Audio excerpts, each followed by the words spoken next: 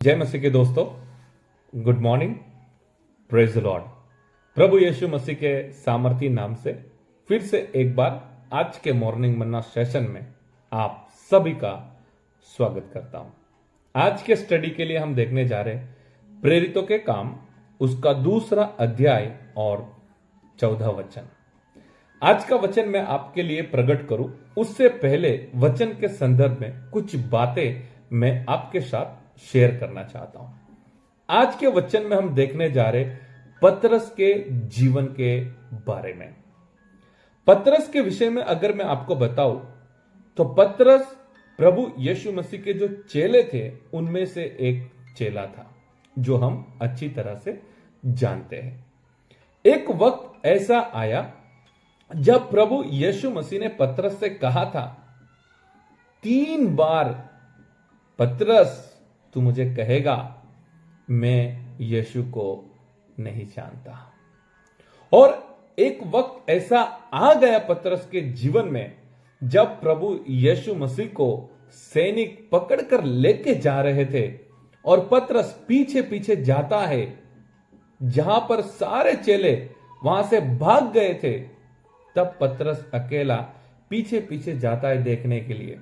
और जब 3 बार अलग अलग परिस्थितियों में पतरस से पूछा गया, ये व्यक्ति भी प्रभु यीशु के साथ था, तब 3 बार पतरस ने कहा था, मैं नहीं जानता, मुझे नहीं पता यीशु कौन है, मैं नहीं जानता। तो एक डरा हुआ सा पतरस, उसके अंदर डर था, सैनिकों के बारे में डर था, वहां की सरकार के विषय में डर था, लोगों के विषय में डर था। एक डरा हुआ पतरस जिसने कहा था 3 बार, मैं यीशु को नहीं जानता।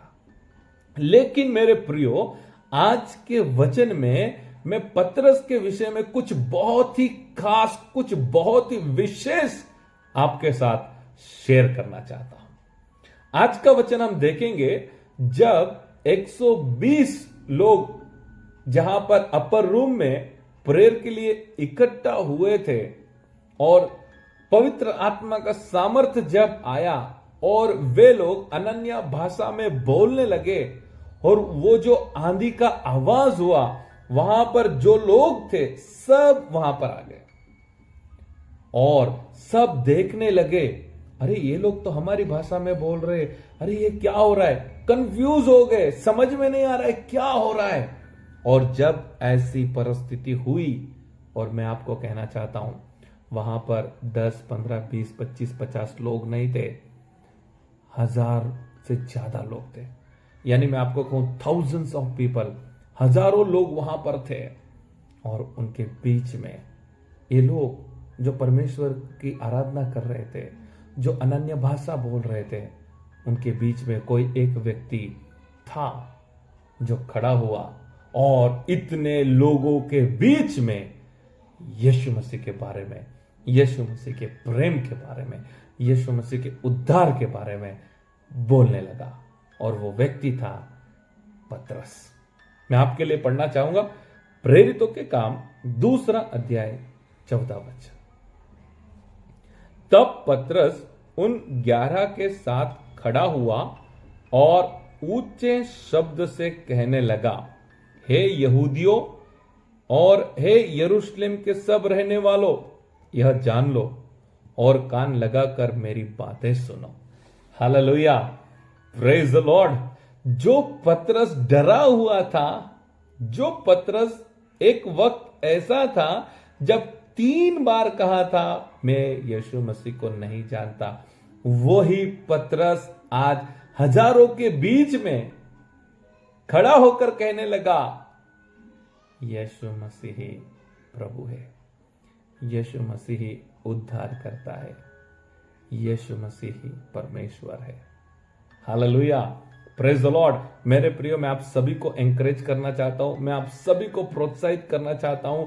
एक वक्त था पतरस के जीवन में जब डरा हुआ था, एक वक्त आया पतरस के जीवन में जब हजारों लोगों के बीच में प्रभु यीशु मसीह के बारे में बोलने लगा, सुसमाचार सुनाने लगा। मैं आप सभी को कहना चाहता हूं, हमारे जीवन में भी कुछ ऐसा वक्त आ जाता है, हम गिर जाते हैं, हम पाप में गिर जाते हैं, हम समस्याओं में गिर जाते हैं, हम फंस जाते हैं।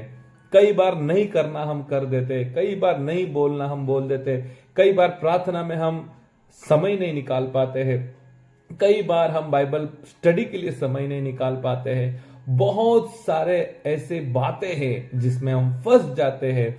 और जिस रीति से हमें प्रभु के साथ चलना चाहिए, जिस रीति से हमें वचन के अनुसार चलना चाहिए, जिस रीति से हमें परमेश्वर की सेवा करना चाहिए, आराधना करना चाहिए, हम नहीं कर पाते हैं। एक वक्त था पतरस नहीं कर पाया था, पतरस डर गया था। एक वक्त होता है हमारे जीवन में जब हम नहीं कर पाते हैं, हम फंस जाते हैं, हम गिर जाते हैं। लेकिन एक वक्त आया जब पतरस हजारों की संख्या में, हजारों के बीच में कहा, यीशु ही प्रभु है। तो मैं आप सभी को एनकरेज करना चाहता हूं, हमें कभी भी निराश नहीं होना चाहिए, हमें कभी भी ये नहीं सोच लेना चाहिए खत्म हो गया। हम रिस्टार्ट कर सकते हैं। हालेलुया। जो कुछ हुआ सो हुआ। ओके, एक वक्त था पतरस के जीवन में, चला गया।